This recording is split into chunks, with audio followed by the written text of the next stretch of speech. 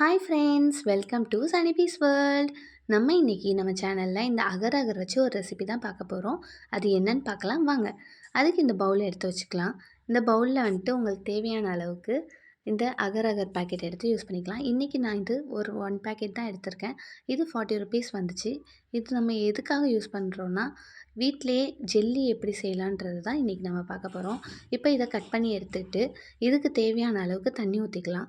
இந்த ஒரு பேக்கெட்டுக்கு ஒரு 1 லிட்டர் தண்ணி தேவைப்படும். நம்ம இந்த 1 லிட்டர் தண்ணி இதில் ஊற்றி வச்சிடலாம்.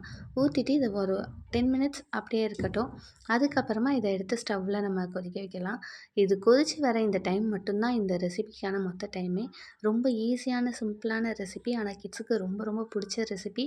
நீங்கள் வந்துட்டு உங்கள் கிட்ஸை யாருக்கெல்லாம் வந்துட்டு ஜெல்லி பிடிக்குமோ அவங்களுக்கு நீங்கள் கடையில் வாங்கி கொடுக்காம இந்த மாதிரி செஞ்சு பாருங்கள். ரொம்ப அவங்க என்ஜாய் பண்ணுவாங்க.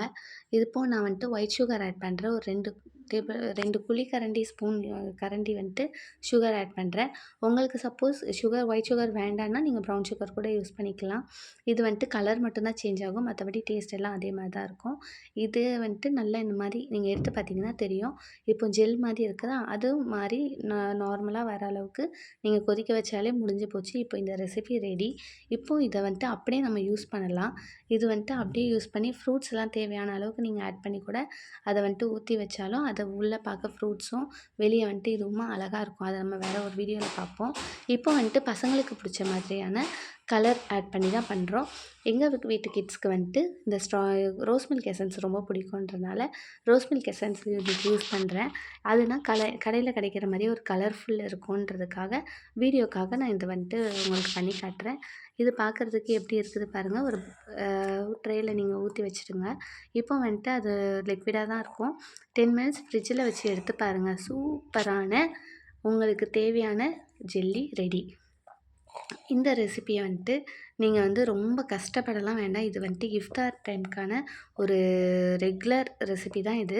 என்ன பால் ஊற்றியும் ஆட் பண்ணி செய்வாங்க. இது நம்ம பால் இல்லாமல் செஞ்சுருக்கோம். இதை நீங்கள் அப்படியே வந்துட்டு ட்ரான்ஸ்ஃபர் பண்ணி ஒரு பிளேட்டில் எடுத்துட்டிங்கன்னா அப்படியே உங்களுக்கு பார்க்க ஜெல்லி மாதிரியே இருக்கும். சூப்பராக இருக்கும். எங்கள் வீட்டு கிட்ஸ்லாம் வந்துட்டு இதை வச்சு ஒரு கேமே விளையாடினாங்க.